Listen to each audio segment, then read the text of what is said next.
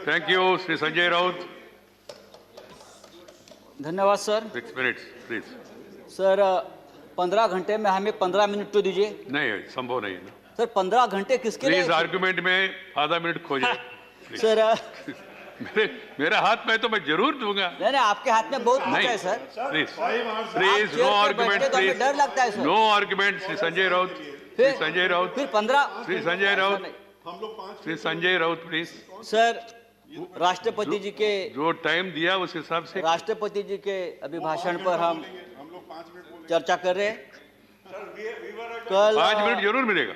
कल धर्मेंद्र प्रधान जी यहाँ बोल रहे थे और बार बार हमारी तरफ कटाक्ष करके हमें ये बोल रहे थे कि सच सुनो, सच सुनने से मोक्ष प्राप्त होता है। हम तो 6 साल से सच सुन रहे हैं और झूठ को भी सच मान रहे हैं, लेकिन आज जो चल रहा है हमारे देश में, जो माहौल है, मैं देखता हूं जो सच बोलता है, जो सच लिखता है, उसे गद्दार, देशद्रोही कह के पुकारा गया, बोल दिया जाता है। कल इस बारे में चर्चा हम लोगों ने की। दिग्विजय साहब ने बहुत उस बारे में कहा है। सर जो सरकार से सवाल पूछेगा उस पर देशद्रोही का मुकदमा ठोक दिया जाता है। कितने नाम मैं आपको बता सकता हूं। हमारे सदन में संजय सिंह, जो हमारे सदस्य है संजय सिंह, उसके ऊपर देशद्रोह का मुकदमा है। राजदीप सरदेसाई, जाने माने पत्रकार, जिसको हमने सरकार ने पद्मश्री दिया है, पद्म पुरस्कार सम्मानित किया है, उसको हमने देशद्रोही बना दिया है। शशि थरूर, जो यूनाइटेड नेशन में हमारे देश के प्रतिनिधि थे, एमपी है, कैबिनेट में थे, उसको भी देशद्रोही का उसके ऊपर मुकदमा ठोक दिया है। जो सिंगू बॉर्डर पर रिपोर्टिंग करने वाले मंजीत सिंह, धर्मेंद्र सिंह और भी ऐसे बहुत से पत्रकार हैं या लेखक है, उसको हमने इस कानून के तहत, देशद्रोह के कानून के खिलाफ मुकदमा ठोक दिया है। मुझे लगता है कि हमारे कानून के किताब में से सब आईपीसी धाराएं खत्म कर दी और सब देशद्रोही की धारा एक वही रख दी है। डोमेस्टिक वायलेंस हो तो भी देशद्रोह का मुकदमा आप ठोक देंगे। पंतप्रधान मोदी हमारे लिए आदरणीय है। देश के प्रधानमंत्री जी का हम सम्मान करते करते रहेंगे। उन्हें प्रचंड बहुमत मिला है देश चलाने के लिए, हमें मानते हैं, लेकिन बहुमत जो होता है वो अहंकार से नहीं चलाया जाता। बहुमत बड़ा चंचल होता है। हमारे मराठी के एक संत है तुकाराम, संत तुकाराम, उसने कहा है निंदकाचे घर असावे शेजारी। उसका मतलब है जो आपका निंदक है, जो आपके ऊपर क्रिटिसाइज करता है, आपको आईना दिखाता है, वो आपके आसपास रहना चाहिए, उसका घर आपके बगल में रहे। लेकिन आज ऐसा है कि जो निंदा करे, जो टीका करे, आप उसको बदनाम कर देते हो। जैसे किसान आंदोलन, जिस तरह से इस किसान आंदोलन को भी बदनाम करने की कोशिश या साजिश चल रही है, मुझे लगता है देश के प्रतिष्ठा के लिए ठीक नहीं है, किसानों के लिए ठीक नहीं है, हम सब के लिए ठीक नहीं है। 26 जनवरी को लाल किले पर तिरंगे का अपमान हुआ, उससे हमारे प्रधानमंत्री बहुत दुखी हो गए, पूरा देश दुखी हो गया। लेकिन लाल किले पर तिरंगे का अपमान करने वाला जो कोई दीप सिद्धू है, वो कौन है, किसका आदमी है, उस बारे में तो आप नहीं बताते। वो किसका आदमी है, उसको किसने ताकत दी है, ये सिद्धू अब तक पकड़ा नहीं गया। लेकिन 200 से ज्यादा किसान इस प्रकरण में तिहाड़ जेल में बंद है और उनके ऊपर देशद्रोह का मुकदमा चल रहा है। 100 से ज्यादा आंदोलक जो युवा है वो लापता है। वो कहाँ है, पुलिस ने उसका क्या किया, उसका एनकाउंटर किया है, क्या क्या मार दिया, वो पता नहीं है। तो ये जो है ये देशद्रोही है, अपने हक के लिए लड़ते हैं। लेकिन देश प्रेमी कौन है हमारे देश में?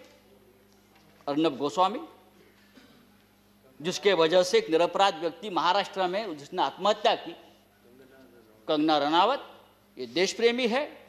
राष्ट्रीय नेशनल सिक्योरिटी ऑफिशियल सीक्रेट संदर्भात, उस संदर्भ में उसने जो सामने लाया है पूरा ऑफिशियल सीक्रेट तोड़ दिया हमारा।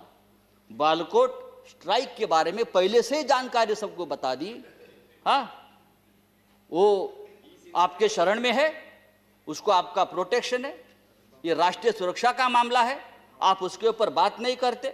और यही आदमी, ये अर्णब गोस्वामी जो हमारे मंत्री बैठे हैं वहाँ, प्रकाश जावड़ेकर जी, हम उसका आदर करते हैं, हमारे महाराष्ट्र से, क्या लिखा उसके बारे में, प्रकाश जी के बारे में जो उसने पूरा जो आप संभाषण जो डायलॉग आया है ना, तो एक कैबिनेट को भी ये ठीक नहीं है, हमारे सरकार को ठीक नहीं। एक मंत्री के बारे में एक टीवी एंकर जिस भाषा का इस्तेमाल करते, अरे हम छोड़, हम राजनीति में, हमारे बारे में आप कुछ भी बोलो हम सहन लेंगे।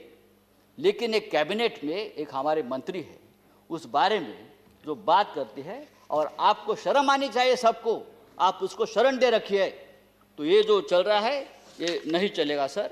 राष्ट्रपति जी ने अपने संबोधन में कहा है, भारत जब जब एकजुट हुआ है तब तब उसने असंभव से लगने वाले लक्ष्यों को प्राप्त किया है, एकजुटता की बात की है। अगर ये बात सच है तो गत 3 महीनों से दिल्ली के सीमा पर किसान आंदोलन की एकजुटता तोड़ने में सरकार क्यों लगी है? संजय जी, हजारों किसान आपका 6 मिनट गाजीपुर सिंगू बॉर्डर पर अपने हक के लिए लड़ रहे हैं, और आप इस एकजुटता में आपको देशद्रोह दिखता है। प्लीज। चेयरमैन सर, ये पंजाब, हरियाणा और पश्चिमी यूपी का किसान पूरे देश के किसानों की लड़ाई लड़ रहा है।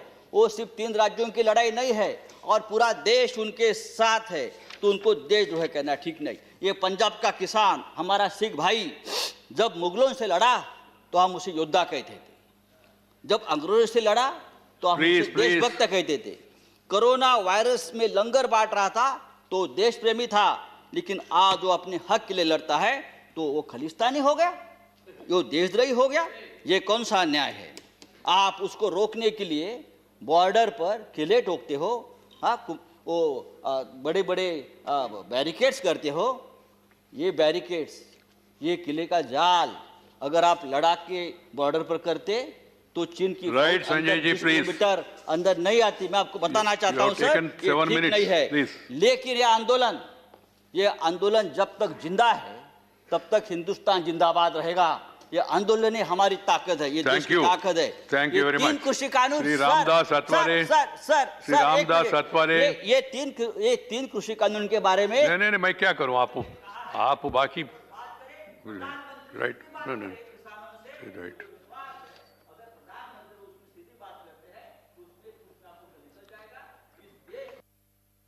ठीक है। Thank you Sanjay ji. श्री रामदास अठवले तो हमको बुलाया, वो नहीं है तो फिर आप आगे मौका नहीं मिलेगा। देखो हमारा टाइम भी बड़ा हो, ये तो ये तरीका है। श्री सतीश चंद्र मिश्रा जी। धन्यवाद। मैं सिर्फ इतना अपनी बात शुरू करने वाले आधा सेकंड लेकर ये कहूंगा, मैं कल परसों से पूछ रहा हूं कि कितना समय हम लोगों को मिलेगा। 6 मिनट नहीं, हम लोगों को ये बताया गया 10 मिनट मिलेगा। नहीं, और 10 मिनट और लोगों को 12 मिनट दिए गए। नहीं, जो मैं बता रहा हूं ना, आज का स्थिति में 6 मिनट है, मैं आप 1 मिनट एक्स्ट्रा भी दीजिए। 5 घंटे